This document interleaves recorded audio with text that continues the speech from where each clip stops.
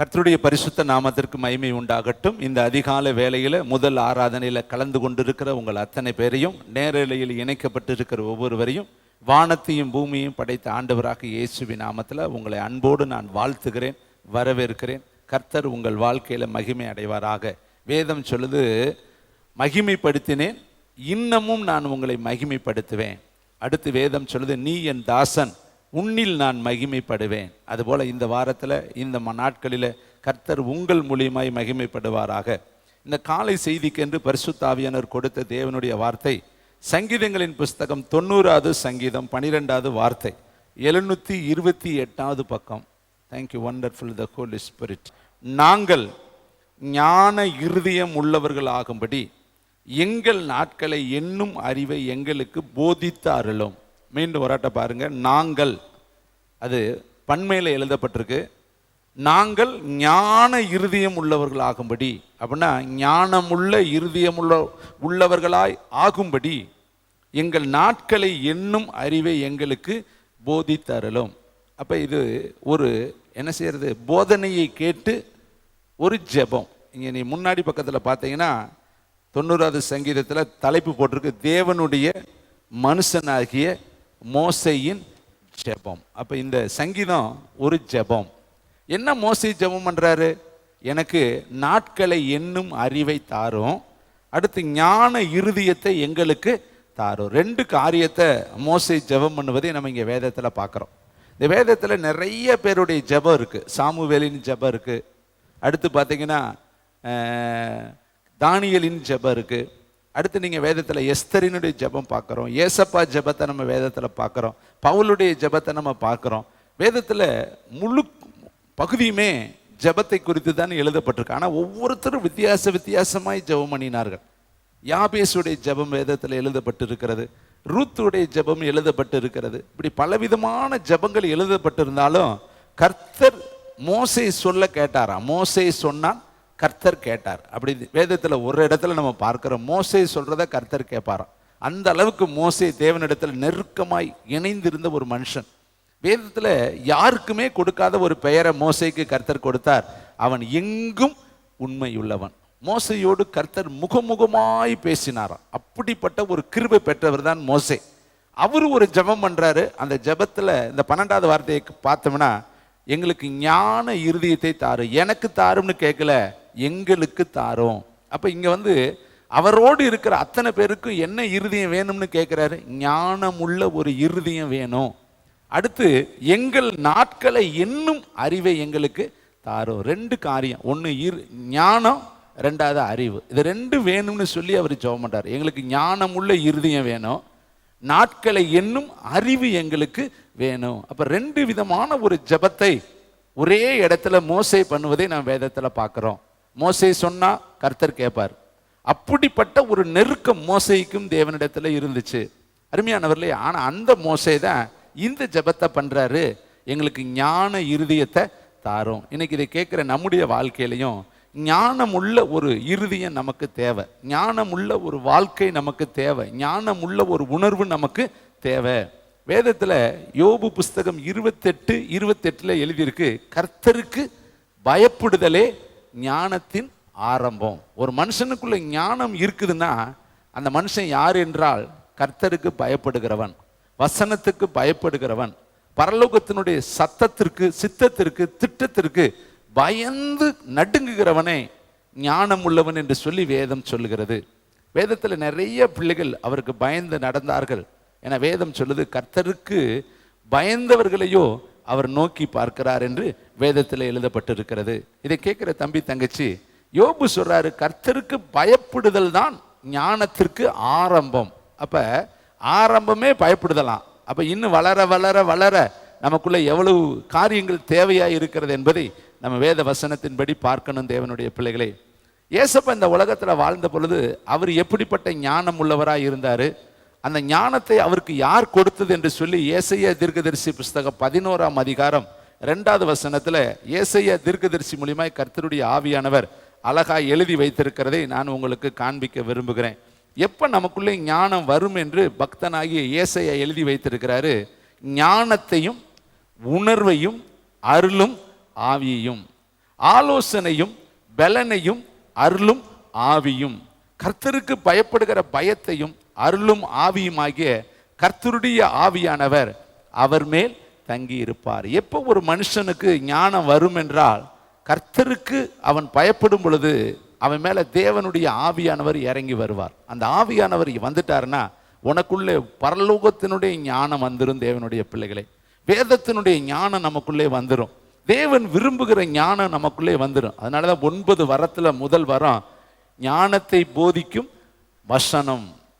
அப்ப அந்த வசனம் தான் நமக்குள்ளே ஞானமாய் அதை கிரியை செய்கிறது என்று சொல்லி 9 வரங்களிலே ஒரு வரங்களை நம்ம பார்க்கிறோம். தேவனுடைய பிள்ளைகளே, இங்க பாருங்களே, ஏசப்பாவுடைய வாழ்க்கையில அவர் சின்ன வயதிலிருந்து எப்படி இருந்தார் என்று லூக்கா எழுதின சுவிசேஷம் 2ஆம் அதிகாரம் 40வது வசனத்தில் நாம் பார்க்கும் பொழுது, அவர்கள் பெற்றோர்கள், உறவுகள், சொந்த பந்தங்கள், குடும்பத்தார்கள், அந்த தேசத்தார்கள் எல்லாம் பிரமிக்கும்படியாக அவர் ஞானம் உள்ளவராக இருந்தார் என்று சொல்லி வேதத்தில் வாசிக்கிறோம். லூக்கா எழுதின சுவிசேஷம் 2ஆம் அதிகாரம் 40வது வசனம், பிள்ளை வளர்ந்து ஆவியிலே பலன் கொண்டு ஞானத்தினால் நிறைந்தது, தேவனுடைய கிருபையும் அவர் மேல் இருந்தது. அப்ப சின்ன பிள்ளையாய் பிறந்த பாலகனாகிய இயேசு வளர்ந்தாராம். அவர் வளரும் பொழுது என்ன வந்துருச்சான்? வேதம் சொல்லுது, ஞானத்தினாலே அவர் நிறைந்தவராய் வளர்ந்தார். அவர் சின்ன வயதிலே இருந்தாலும் ஞானம் உள்ளவராக, ஞானத்திலே நிரப்பப்பட்டவராக, ஞானத்தின் ஆவியானவராலே நிறைந்தவராக அவர் இருந்தார். அதனாலதான் நீங்க பின்னாடி பகுதியில் நீங்கள் வாசித்து பார்த்தா 46வது வசனம், 3 நாளைக்கு பின்பு அவர் தேவாலயத்திலே போதகர் நடுவிலே உட்கார்ந்து இருக்கவும், அவர்கள் பேசுகிறதை கேட்கவும், அவர்களை வினவவும் கண்டார்கள்.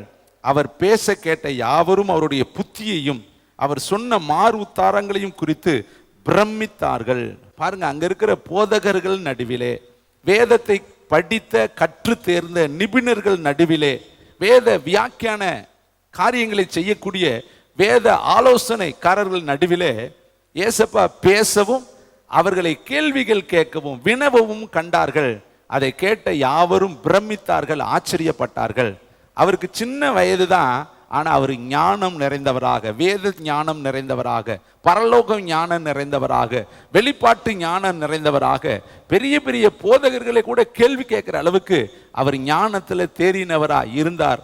அதை பார்த்த எல்லாரும் பிரமித்தார்கள், ஆச்சரியப்பட்டார்களாம். அப்ப இயேசு இந்த உலகத்துல ஞானம் உள்ளவராக வாழ்ந்தார். அப்ப நம்முடைய வாழ்க்கையிலையும் மோசையுடைய ஜெபம் நமக்கு தேவையா இருக்கு. ஞான இருதயம் எங்களுக்கு வேணும்.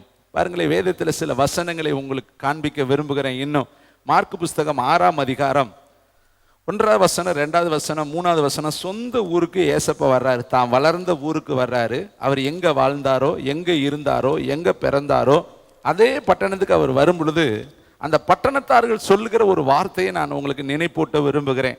மார்க்கு புஸ்தகம் 6ஆம் அதிகாரம் 1, 2, 3. அவர் அவ்விடம் விட்டு புறப்பட்டு தாம் வளர்ந்த ஊருக்கு வந்தார்.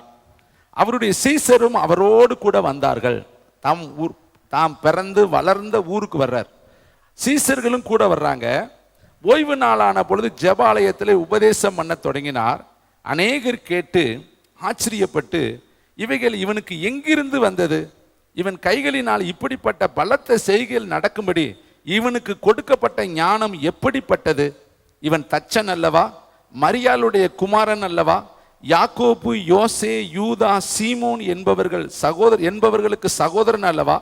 இவன் சகோதரிகளும் இங்கே நம்மிடத்தில் இருக்கிறார்கள் அல்லவா என்று சொல்லி அவரை குறித்து இடரல் அடைந்தார்கள். அங்கு வேத பாரகர்கள் நடுவிலே, வேத நிபுணர்கள் நடுவிலே, வேதத்தை கற்று தேர்ந்த வேத ஞானம் பெற்றவர்கள் நடுவிலே அவர் கேள்வி கேட்கவும், அவர்களை வினவும் பார்த்தவர்கள்லாம் பிரமித்தார்கள் என்று சொல்லி வேதம் சொல்லுது.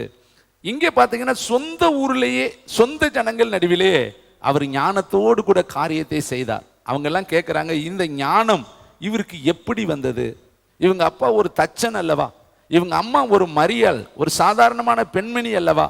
இவருடைய சகோதரர்கள் நம்மோடு இருக்கிறார்களே, இவர்களுடைய சகோதரிகள் நம்மோடு இருக்கிறார்களே, அவர்களுக்கெல்லாம் இல்லாத ஒரு ஞானம் வெளிப்பாடு இவருக்கு எப்படி வந்தது என்று சொல்லி அவரை குறித்து இடரல் அடைந்தார்களாம். இதை கேட்கிற தம்பி, தங்கச்சி, அப்ப ஏசப்பா இந்த உலகத்துல வாழ்ந்த பொழுது எப்படிப்பட்டவராய் இருந்தாரு?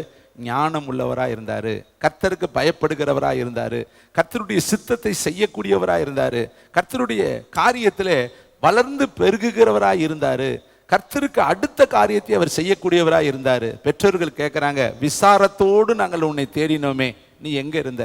அப்போ அவர் சொல்கிறாரு, நான் பிதாவுக்கு அடுத்து இருக்க வேண்டியது என்று உங்களுக்கு தெரியாதா? ஏன் என்னை தேடுறீங்க? நான் பிதாவினுடைய சித்தத்தை செய்யத்தானே இங்கே வந்திருக்கிறேன். அந்த காரியத்தை நான் செய்யும் பொழுது நீங்கள் ஏன் என்னை விசாரத்தோடு தேடுறீங்க? கானாவூர் திருமணத்தில் அவர் சொல்கிறாரு, இன்னும் என்னுடைய வேலை வரவில்லை. சகோதரர்கள் சேர்றாங்க, உன் சகோதரர்கள் எல்லாம் உன்னை தேடி வந்திருக்கிறாங்க. அப்போ அவர் சொல்றார், யார் என் சகோதரர்கள்? யார் என்னுடைய சகோதரர்கள்? கர்த்தருடைய வார்த்தையின்படி செய்கிறவர்களே என்னுடைய சகோதரர்கள். எல்லா இடத்துலையும் பிதாவுக்கு பிரியமானபடி ஞானத்தோடு ஏசப்பா இந்த உலகத்தில் வாழ்ந்தார் என்று சொல்லி வேதம் சொல்லுது. அப்போ மோசையுடைய எண்ணம், விருப்பம், வாஞ்சை, ஜெபம் என்ன? எங்களுக்கு ஞானத்தை தாரோம். ரெண்டாவது ஒரு காரியம் அவர் ஜெபம் பண்றாரு, எங்கள் நாட்களை என்னும் அறிவை எங்களுக்கு தாரோம். அப்போ ஞானம் நமக்கு முதல் தேவை. ரெண்டாவது, நம்முடைய காலத்தினுடைய அளவு நமக்கு தெரியணும். நம்ம எவ்வளவு காலம் இந்த பூமியில வாழ போகிறோம், நம்முடைய வாழ்க்கையினுடைய தரம் என்ன, நம்முடைய ஓட்டம் என்ன, நம்முடைய அழைப்பினுடைய திட்டம் என்ன என்பது நம்ம ஒவ்வொருத்தருக்கு தெரிந்திருக்கணும். தேவனுடைய பிள்ளைகளே, பேதுரு எழுதுறாரு, உங்கள் அழைப்பையும் உங்கள் தெரிந்து கொள்ளுதலையும் உறுதியாக்கும்படி எச்சரிக்கையா இருங்கள். அப்படி நீங்கள் செய்தால் நீங்கள் இடறுவது இல்லை. நம்ம ஒவ்வொருத்தருக்கும் ஒரு அழைப்பு இருக்கு, ஒவ்வொருத்தருக்கும் ஒரு தெரிந்து கொள்ளுதல் இருக்கு. அதை நம்ம கண்டுபிடிச்சு அதை செய்திட்டோம்னா நம்ம தடுமாறவும் மாட்டோம், இடறவும் மாட்டோம், பிசகவும் மாட்டோம், வழி விலகி நம்ம போகவும் மாட்டோம். அப்ப நம்முடைய திட்டத்தை, தேவன் நம்மளை குறித்து வச்சிருக்கிற திட்டத்தை நம்ம சரியா புரிந்து கொண்டுட்டு அந்த வழியில போனோம்னா தேவன் நம்மளை கொண்டு பெரிய காரியங்களை செய்வாரு. பாருங்க, ஒரு மனுஷனுடைய வாழ்க்கையை குறித்து பேதுரு இயேசுவோடு வாழ்ந்தவர். 1 பேதுரு புஸ்தகம் 1ஆம் அதிகாரம் 24வது வசனம், 318வது பக்கம். ஒரு மனுஷனுடைய வாழ்க்கை இவ்வளவுதான் என்பதை பேதுரு அழகா எழுதுறார். 318வது பக்கத்தை தயவு செய்து எல்லாரும் எடுத்துக்கொள்வோம். 1 பேதுரு 1ஆம் அதிகாரம் 24ஆம் வசனம், மாம்சம் எல்லாம் புல்லை போலவும் மனுஷனுடைய மகிமை எல்லாம் புல்லின் பூவை போலவும் இருக்கிறது. புல் உலர்ந்தது, அதன் பூவும் உதிர்ந்தது. ஒரு மனுஷனை பேதுரு புல்லுக்கு ஒப்பிட்டு சொல்றார். மனுஷனுக்கு இருக்கிற மேன்மைகள், படிப்பின் மேன்மைகள், செல்வத்தின் மேன்மைகள், அழகின் மேன்மைகள், அந்தஸ்தின் மேன்மைகள், அவனுக்கு இருக்கிற பிள்ளைகள், அவனுக்கு இருக்கிற ஆஸ்தி ஐஸ்வர்யங்கள் எல்லாம் அந்த பேதுரு எதுக்கு ஒப்பிட்டு சொல்றாருன்னா, அந்த புல்லு மேல இருக்கிற ஒரு பூவுக்கு அவர் ஒப்பிட்டு சொல்றார். அப்ப ஒரு வாழ்க்கை புல் போல இருக்குதான். அந்த வாழ்க்கையில் இருக்கிற மகிமைகள், மேன்மைகள், அதுல இருக்கக்கூடிய ஆஸ்தி ஐஸ்வர்யங்கள் எல்லாம் அந்த புல்லுல இருக்கிற பூவை போல இருக்குதான். அப்ப பாருங்க, நல்லா பாருங்க, மாம்சம் எல்லாம் புல்லை போலவும். அந்த புல்லு பாருங்க எவ்வளவு நாளைக்கு இருக்கும்? கொஞ்ச நாளில நல்லா பார்த்தா பச்சை பசேர்னு இருக்கும். ஆனா மழை இல்லாவிட்டால் அதனுடைய மேன்மை எல்லாம் ஒன்றுமில்லாமல் போய்விடும். அப்ப அவரு, இந்த பேதுரு இயேசுவோடு இருந்தவர், ஒரே வரியில சுருக்கமா ஒரு மனுஷனுடைய வாழ்க்கையை சொல்றாரு. மனுஷன் வாழ்க்கை புல்லு மாதிரி தாங்க. அவனுக்கு இருக்கக்கூடிய அழகு, அந்தஸ்து, படிப்பு, அவனுக்கு இருக்கிற செல்வம், அவனுக்கு இருக்கக்கூடிய எல்லாமே அந்த புல்லு மேல இருக்கிற ஒரு பூவு மாதிரி தான் அவனுடைய வாழ்க்கைங்கிறார். இதை கேட்கிற தம்பி தங்கச்சி, நம்ம இந்த உலகத்துல நிலையா இருக்க பிறந்தவர்கள் கிடையாது என்பதை இந்த காலை வேளையில உங்கள் நடுவில் திருஷ்டாந்தரப்படுத்த நான் விரும்புகிறேன். பழைய ஏற்பாட்டு காலத்துல வாழ்ந்தவர்கள் எல்லாம் 930 வருஷம், 920 வருஷம், 910 வருஷம், 890 வருஷம், 870, 80 என்று சொல்லி பழைய ஏற்பாட்டு காலத்துல ஆயுசு காலங்கள் மிக அதிகமாய் கொடுக்கப்பட்டு இருந்துச்சு. ஆனா அதே ஆயுசு காலங்கள் மிகவும் குறைக்கப்பட்டு 120 மாற்றப்பட்டுச்சு.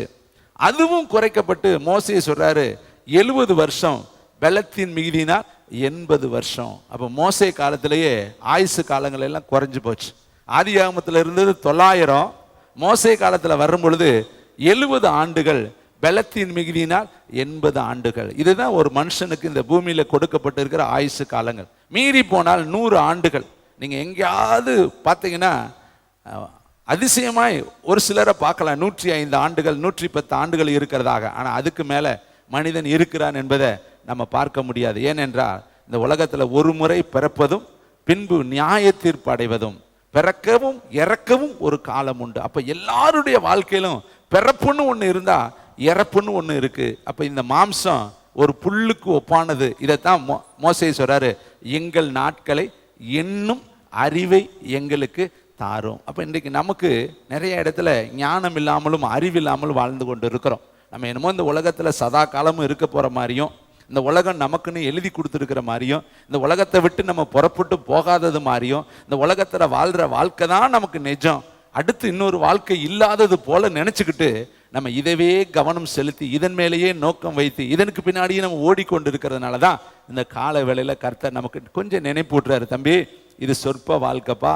இந்த உலகத்தில் நீ நிரந்தரமாக இருக்க போகிறது இல்லைப்பா, இந்த உலகத்தில் கண்மூடி திறக்கிறதுக்குள்ளே இந்த உலக ஓட்டம் முடிஞ்சிருப்பாங்கிறத நமக்கு கொஞ்சம் நினைப்பூட்ட கர்த்தர் இந்த காலை வேளையில் பேசி கொண்டு இருக்கிறாரு.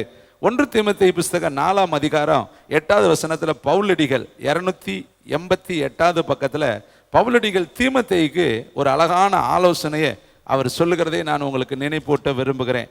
288வது பக்கம் 1 தீமோத்தேயு புஸ்தகம் 4ஆம் அதிகாரம் 8வது வசனத்தை வாசித்து பாருங்க.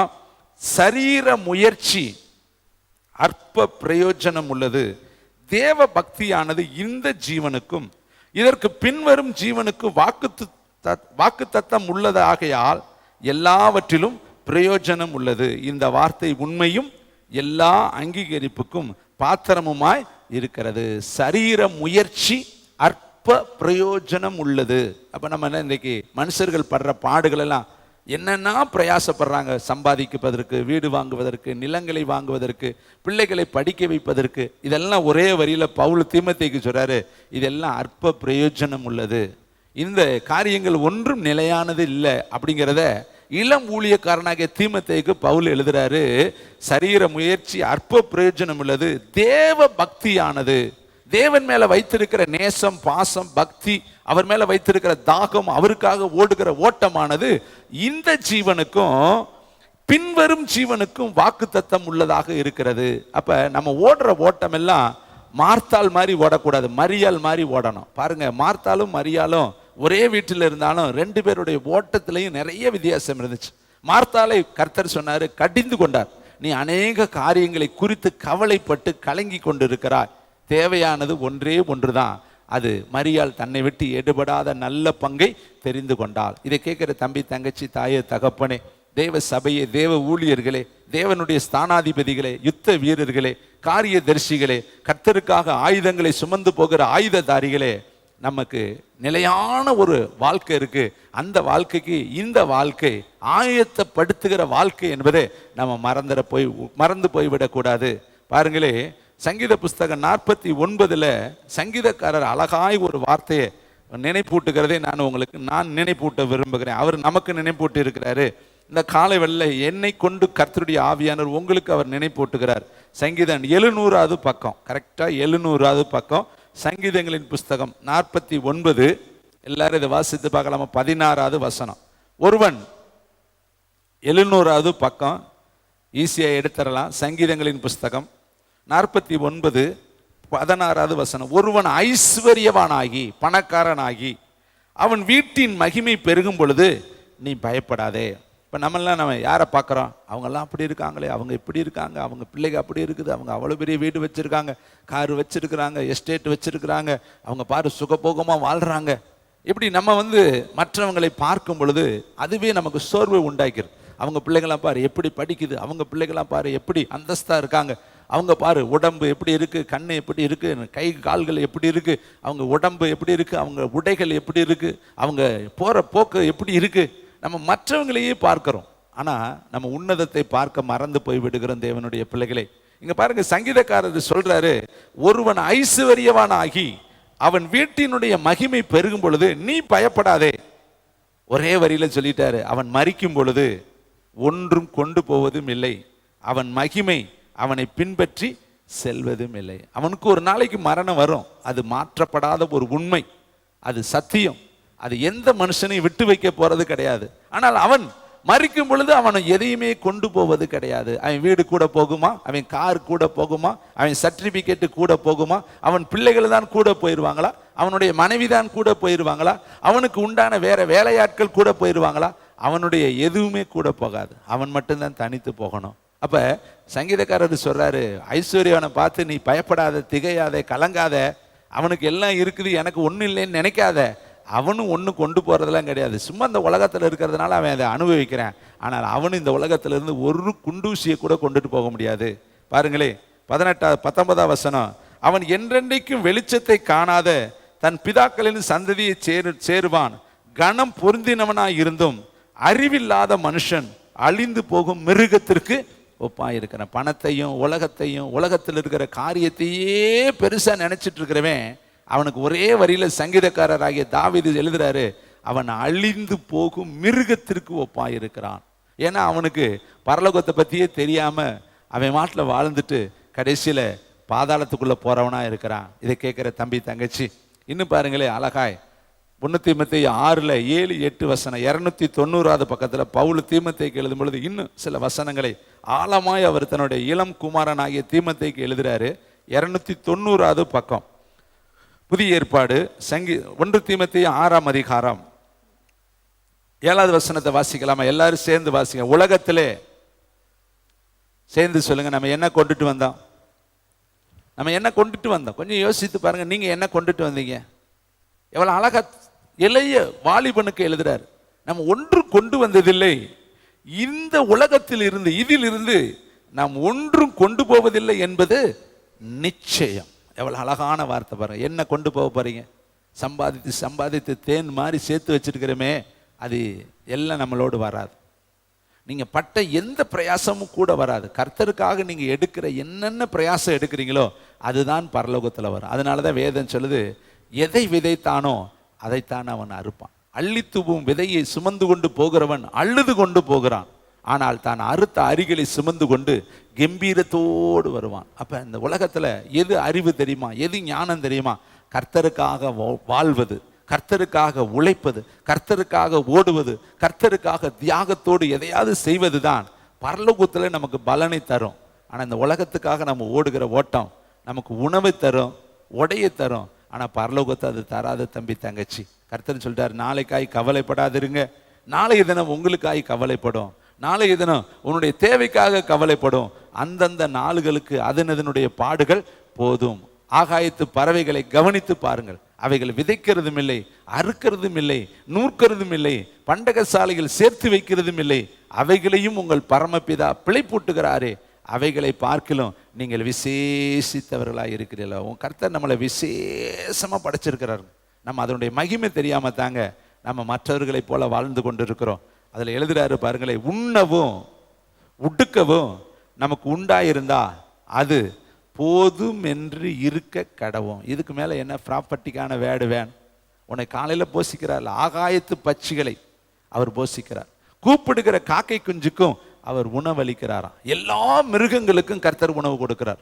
மிருகங்களுக்கே கொடுப்பார் என்றா தன்னுடைய சாயலின்படி உண்டாக்கப்பட்ட தன்னுடைய நேசகுமாரர்களுக்கு குமாரத்திகளுக்கு உணவு கொடுக்காமல் அவர் எப்படிங்க இருப்பார்? நிச்சயமாய் கூப்பிடுகிறவர்களுக்கு அவர் தாகத்தை தீர்க்குவார், உணவை கொடுப்பார், ஆசீர்வதிப்பார். அதனால நாளைய தினத்துக்காய் வருத்தப்படாதீங்க, கவலைப்படாதீங்க, கண்ணீர் வடிக்காதீங்க, மற்றவர்களை பார்த்து நீங்க சோர்ந்து போகாதீங்க. கர்த்தரை நோக்கி பாருங்க, அவர் நல்லவர் என்பதை ருசித்து பாருங்க, அவர் தயவுள்ளவர் என்பதை நீங்கள் ருசி பார்த்தது உண்டானால் என்று சொல்லி பேதுரு எழுதுறார். சங்கீதக்காரர் எழுதுறாரு, கர்த்தர் நல்லவர் என்பதை ருசித்து பாருங்கள். பேதுரு எழுதுறாரு, கர்த்தர் தயவுள்ளவர் என்பதை நீங்கள் ருசித்து பார்த்தது உண்டானால். அப்ப நல்லவர் என்பதையும் நம்ம ருசிக்கணும், தயவுள்ளவர் என்பதையும் நம்ம ருசிக்கணும். தேவனுடைய பிள்ளைகளே பாருங்களே, யாக்கோப்பு எழுதின புஸ்தகம் பின்னாடி 315வது பக்கம் நம்ம சொல்றது, நாளைக்கு வர்றோம், நாளைக்கு வந்து பார்த்துக்கலாம், அடுத்த வாரம் நாங்கள் வந்து செஞ்சிடறோம், அடுத்த வாரம் நாங்கள் ஊழியத்துக்கு போய்க்கிறோம், அடுத்த வாரம் நாங்கள் செஞ்சுக்கிறோம். இதுக்கு யாக்கோப்பு ஒரே வழியில் பதில் சொல்லிட்டார். 315வது பக்கம் 13ஆம் வசனத்திலிருந்து வாசிக்கிறேன். நாங்கள் இன்றைக்கு அல்லது நாளைக்கு இன்ன பட்டணத்திற்கு போய் அங்கே 1 வருஷம் தங்கி வியாபாரம் செய்து சம்பாத்தியம் பண்ணுவோம் என்கிறவர்களே கேளுங்கள்.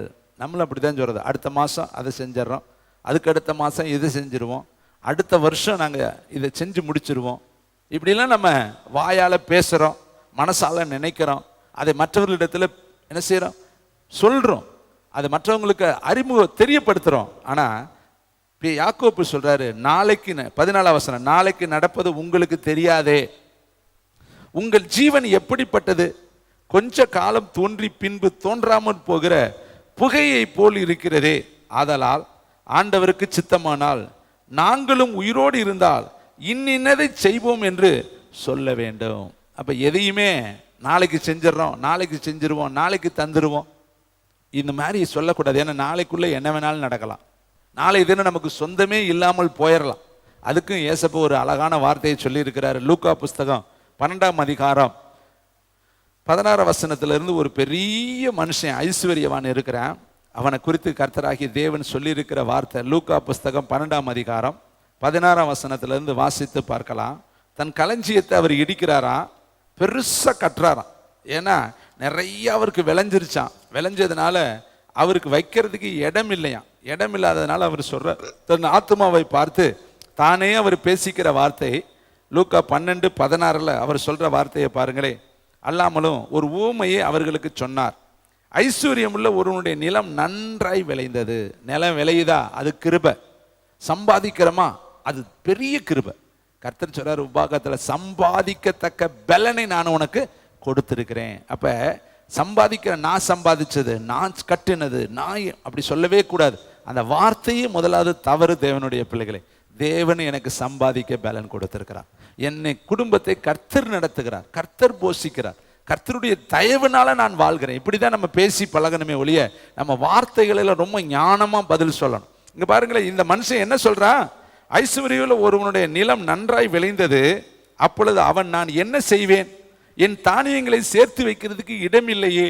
நான் ஒன்று செய்வேன், என் களஞ்சியங்களை இடித்து பெரிதாக கட்டி எனக்கு விளைந்த தானியத்தையும் என் பொருட்களையும் அங்கே சேர்த்து வைத்து, பின்பு ஆத்துமாவே, உனக்காக அநேக வருஷங்களுக்கு அநேக பொருள்கள் சேர்த்து வைக்கப்பட்டிருக்கிறது, நீ இளைப்பாரி புசித்து குடித்து பூரிப்பாயிரு என்று ஆத்துமாவோடு சொன்னான் என்று தனக்குள்ளே சிந்தித்து சொல்லிக் கொண்டான். சொல்லுவேன் என்று தனக்குள்ளே சிந்தித்து சொல்லிக் கொண்டான். தேவனோ அவனை நோக்கி, மதிகேடனே, உன் ஆத்துமா உன்னிடத்திலிருந்து இந்த ராத்திரியிலே எடுத்துக்கொள்ளப்படும்.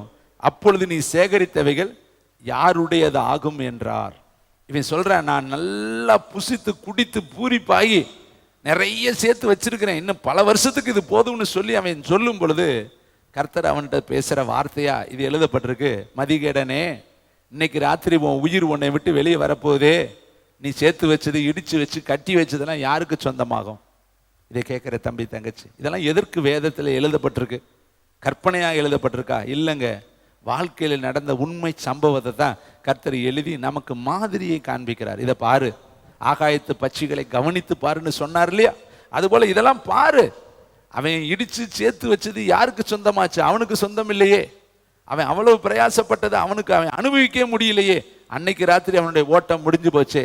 இதை கேட்குற தம்பி தங்கச்சி, ஏசையாவில் எசேக்கியேல் தீர்க்கதரிசிக்கு, எசேக்கியா ராஜாவுக்கு ஒரு தீர்க்கதரிசி வந்து சொல்றாரு, உன் வீட்டு காரியத்தை ஒழுங்குபடுத்து, நீ பிழைக்க மாட்டீர், நீர் இறந்து போவீர் என்று கர்த்தர் சொல்லுகிறார். அவ்வளவுதான், ஒரே ஒரு வரி, ஒரே ஒரு வார்த்தையை தீர்க்கதரிசி வந்து லேசா சொல்லிட்டு போயிட்டார்.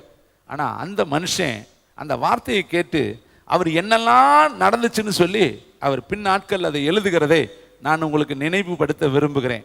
ஏசையா தீர்க்கதரிசி புஸ்தகம் 38ஆம் அதிகாரம் 843வது பக்கத்தை எடுத்துக்கொள்வோம். பழைய ஏற்பாடு.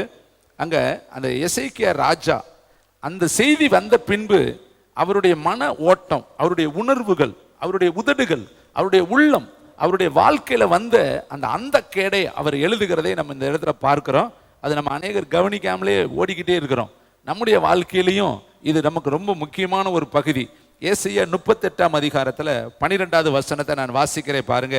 என் ஆயுசு மேய்ப்பனுடைய கூடாரத்தை போல என்னை விட்டு பெயர்ந்து போகிறது. நெய்கிறவன் பாவை அறுக்கிறது போல என் ஜீவனை அறுக்க கொடுக்கிறேன். என்னை பாவிலிருந்து அறுத்து விடுகிறார். இன்று இரவுக்குள் என்னை முடிவடைய பண்ணுவீர். அப்ப எசேக்கியா ராஜாவுக்கு ஒரு முடிவு வந்துருச்சு. கர்த்தரே சொல்லிட்டார் இல்லையா? என்ன சொல்லிட்டாரு? வீட்டு காரியத்தை ஒழுங்குபடுத்துன்னு சொல்லிட்டார் இல்லையா? அப்ப என்னுடைய ஓட்டம் இன்னைக்கு தான் கடைசி, இன்னையோட என் ஓட்டம் முடிஞ்சிடும் அப்படின்னு சொல்லி அவரு புலம்புறதை நம்ம வேதத்துல பார்க்கிறோம். அப்படிலாம் அவர் நினைச்சாராம். அடுத்து பாருங்களே 13ஆம் வசனம். விடிய காலம் மட்டும் நான் எண்ணமிட்டு கொண்டிருந்தேன், அவர் சிங்கம் போல என் எலும்புகளை நொறுக்குவார். இன்று இரவுக்குள்ளே என்னை முடிவடைய பண்ணுவீர் என்று சொல்லி நமுட்டை போலவும் தகையிலான் குருவியை போலவும் கூவினேன், புறாவை போல புலம்பினேன்.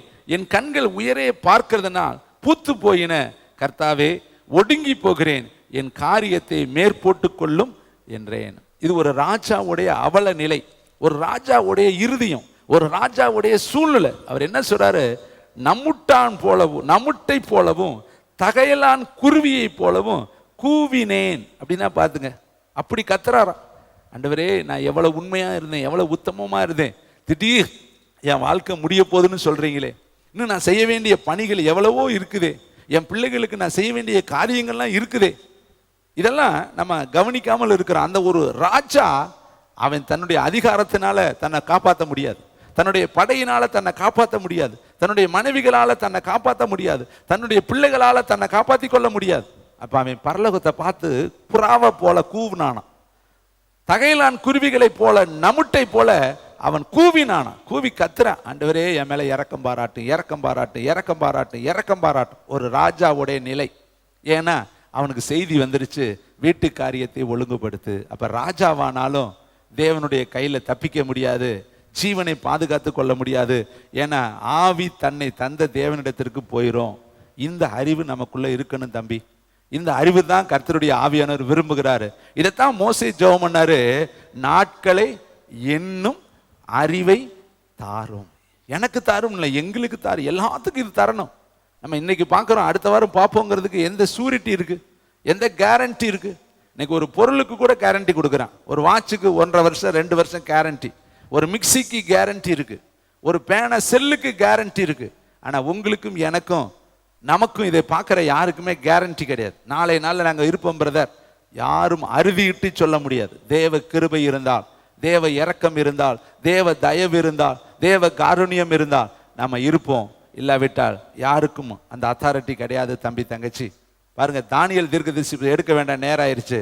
நேபுகாத்நேசர், நான் கட்டின மகா பெரிய பாபிலோன், என்னுடைய வல்லமைக்காக, என்னுடைய பெயர் பிரஸ்தாபத்திற்காக நான் கட்டினது என்று அவன் சொன்ன அடுத்த நொடியிலே வானத்திலிருந்து ஒரு சத்தம் உண்டாகி அவன் கீழே தள்ளப்பட்டான், மிருகத்தோரு மிருகமாக, மாடுகளை போல புல்லை மேய்ந்தான் என்று சொல்லி வேதம். ஒரு நொடியில அவன் தேவனுக்கு மகிமை செலுத்தாதபடியினால், கர்த்தருக்கு முன்பாய் தன்னை உயர்த்தினபடியினால், நான் கட்டினது என்று சொல்லி அவன் பெருமை பாராட்டபடினால், அடுத்த நொடி அவன் தாழ்த்தப்பட்டான், அவன் மிருகமாய் மாறினான், அவனுக்கு நகங்கள் வளர்ந்தது, அவன் புல்லை தின்கிறவனாய் மாறினான் என்று சொல்லி தானியேல் புஸ்தகத்துல நம்ம வாசிக்கிற 4ஆம் அதிகாரம் 33ஆம் வசனத்துல. இதை பாருங்க, யாத்திரையாகமம் புஸ்தகம் 15ஆம் அதிகாரத்துல 9ஆம் வசனத்துல, இஸ்ரவேல் மக்கள் 430 வருஷம் கழிச்சு வெளியே வர்றாங்க, வந்துட்டாங்க, கர்த்தர் கூட்டிக்கிட்டு வர்றாரு, செங்கடலுக்குள்ள பிரயாணம் பண்றாங்க. அப்ப இந்த பார்வோன் சும்மா இருக்க வேண்டியதானே? இவ்வளவு வாதைகளை பார்த்துட்டான் இல்லையா? அவன் இருதயம் கடினப்பட்டு கடினப்பட்டு கடினப்பட்டு கடினப்பட்டு இப்பையும் துரத்திக்கிட்டு வர்றான். அவன் வரும்பொழுது என்ன வார்த்தை சொல்றான்? யாத்திரையாகமம் 15:9, தொடருவேன், பிடிப்பேன், கொள்ளையாடி பங்கிடுவேன், என் ஆசை அவர்களிடத்துல திருப்தி ஆகும் என்று சொல்லி தொடர்ந்து வர்றான். நான் வந்து எப்படியாவது அவங்களை பிடிச்சி மீண்டும் கூட்டிட்டு போய் அவங்களை எங்களுக்கு அடிமைப்படுத்திடுவேன். பாருங்க, தொடருவேன், பிடிப்பேன், கொள்ளையாடி பங்கிடுவேன். இந்த வார்த்தையை அவன் சொன்னதாக மீரியாம் பாட்டில் சொல்றாங்க. ஆனா அவன் என்ன நடந்துச்சு தெரியுமா? செங்கடலை கர்த்தர் புரட்டி போட்டார். வேதம் சொல்லுது, உருளைகளை கலட்டி விட்டாராம். சக்கரத்தில் இருக்கிற அந்த உருளை அதான் கலடுது. அச்ச ஆணிகளை, அந்த வண்டியில் இருக்கிற ஆணிகளை பிடிக்கி விட்டுட்டார். வருத்தத்தோடு சக்கரத்தை நடத்துறாங்க. சக்கரம் தானா கலண்டுக்கிட்டு போகுது, குதிரை அதான் பிடிங்கிட்டு போகுது. இப்ப சொல்றாங்க, எகிப்தியர்கள் சொல்றாங்க, டேய் நம்ம ஓடி போயிடலாம், கர்த்தர் இஸ்ரவேலருக்கு பக்கத்துல நின்று நமக்கு விரோதமா யுத்தம் பண்றாரு, நம்ம சக்கரம் அதுவா கலடுது, நம்ம குதிரைகள்லாம் தானா பிடிங்கிட்டு போகுது, நம்ம இவங்கள்ட்ட ஜெயிக்க முடியாது, நம்ம வேணா எகிப்திற்கு பெரிய ஆளா இருக்கலாம், ஆனா இஸ்ரவேலை காக்கிற தேவன் அவர்களோடு கூட இருக்கிறார், அவரோடு யுத்தம் பண்ண முடியாது. அப்ப பார்வோனையும் அவன் சேனைகளையும் கர்த்தராகிய தேவன் செங்கடலிலே கவிழ்த்து போட்டார். அடுத்த நாள் வேதம் சொல்லுது, சவங்கள் கடற்கரையில வந்து மிதந்ததான். யாரெல்லாம் துரத்தினார்களோ, யாரெல்லாம் விரட்டினார்களோ, யாரெல்லாம் 430 வருஷம் அவர்களை அடிமைப்படுத்தினார்களோ, யாரெல்லாம் அவர்களை சித்திரவதைப்படுத்தினார்களோ, அவர்களுடைய சவங்கள், அவர்களுடைய பாடி, அவர்களுடைய உடல் எங்க கிடக்குதான்? செங்கடல்ல மிதந்தது, கடற்கரையில் ஒதுங்கினது, ஓட்டம் முடிந்தது. தம்பி தங்கச்சி, இதை கேட்கிற தம்பி தங்கச்சி, எவ்வளவு பெரிய பலவானாலும் தேவனுக்கு முன்பாக ஒன்றுமே செய்ய முடியாது. தேவனுடைய கிருபை தான் உங்களையும் என்னையும் காக்குது. இதுதான் கர்த்தரை அறிகிற அறிவு, இதுதான் கர்த்தருக்கு பயப்படுகிற ஞானம். கர்த்தருக்கு கிருபை தான் நம்மளை தாங்குது. இந்த வாரத்தில் எத்தனையோ பேர்கள் கடந்த வாரத்தில் கண்ணீர் அஞ்சல், இளம் பிள்ளைகள் எல்லாம் ஓட்டத்தை முடிச்சிருக்கிறாங்க. குடும்ப தலைவர்கள், குடும்ப தலைவிகள் எவ்வளவோ பேர் தங்களுடைய வாழ்க்கை பயணத்தில் ஓட்டத்தை முடித்து கண்ணீர் அஞ்சலிக்குள்ள கடந்து வந்திருக்கிறாங்க.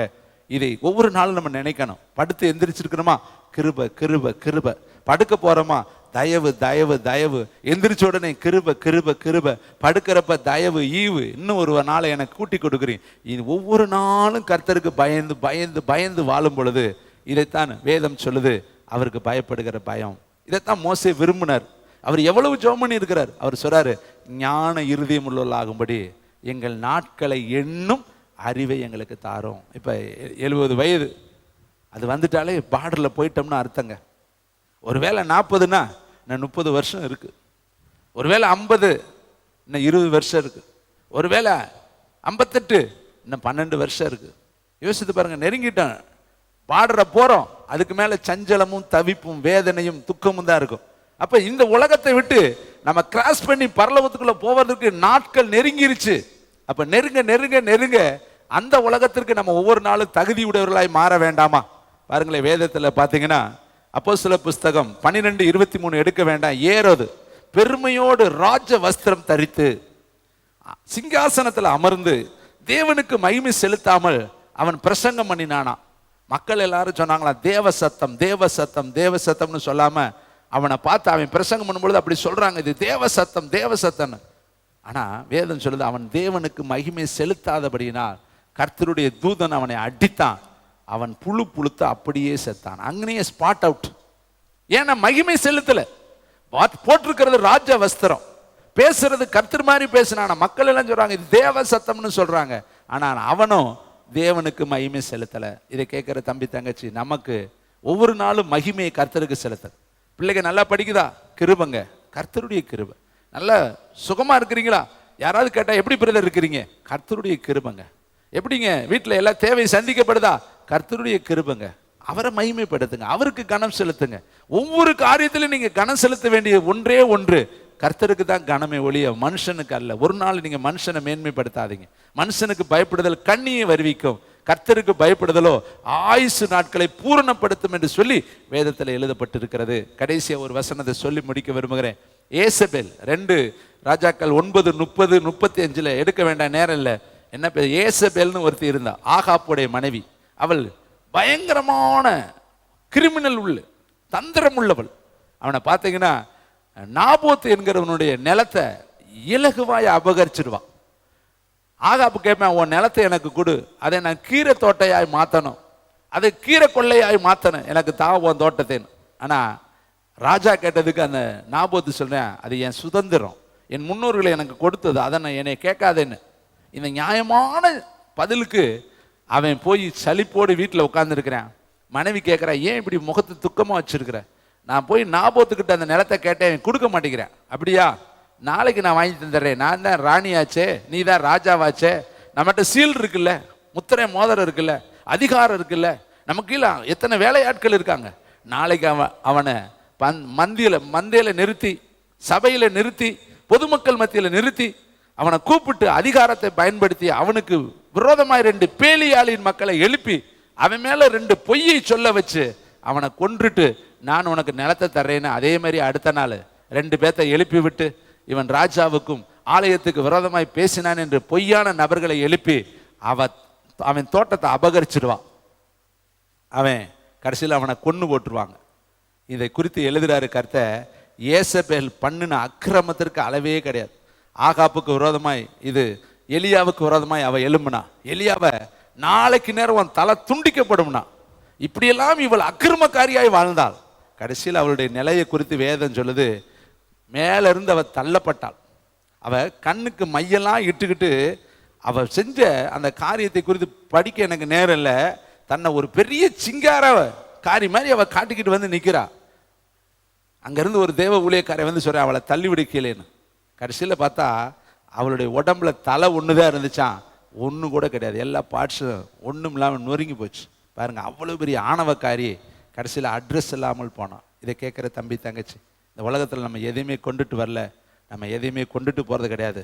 உண்ணவும் ஒடுக்கவும் இருந்தால் அதுவே போதும் என்று இருக்க கடவும். இந்த உணர்வும் இந்த எண்ணமும் தான் கர்த்தருக்கு பயப்படுகிற பயம். எல்லாரும் செபிக்கும்படி எழுந்து நிற்கலாமா? ரீபாலா ரபா லிரினே தீபாலா ரபா ரீபா காலா ரணதி கலா ரபா லிரினே தீபாலா ரபா. எல்லாரும் திருவிருந்துக்கு ஆயத்தமாகுமா? எல்லா பயபக்தியோடு கூட முழங்கால் படிட்டு, ஏசப்பா நாங்கள் இந்த உலகத்தை திரும்பி பார்த்துட்டோம், இந்த உலகத்தினுடைய சிந்தை எங்களுக்குள்ள குடி கொண்டுருச்சு, வீண் எண்ணத்திற்கும் வீண் பேச்சுக்கும் கிழவிகள் பேச்சுக்கும் நாங்கள் இடம் கொடுத்துட்டோம். எங்கள் நாட்கள் மாயை ராஜா, நெய்கிறவன் எய்கிற நாடா போல, நிழலை போல எங்களுடைய வாழ்க்கை, அஞ்சற்காரன் போல எங்களுடைய வாழ்க்கை. எந்த நாள், எந்த நிமிஷம், எந்த நொடி யாருடைய ஓட்டம் முடியும்னு எங்களுக்கு தெரியாதுப்பா. ஒவ்வொரு நாளும் நாங்கள் பரலோகத்துக்கு தகுதியுடையவர்களாய், பரலோக வாசல்ல கால் வைக்க ஆயத்தம் உள்ளவர்களாய், எங்கள் எண்ணெயோடு விளக்கோடு தீவெட்டியோடு நாங்கள் ஆயத்தமாக இருக்க எங்களுக்கு கிருபை பாராட்டும்.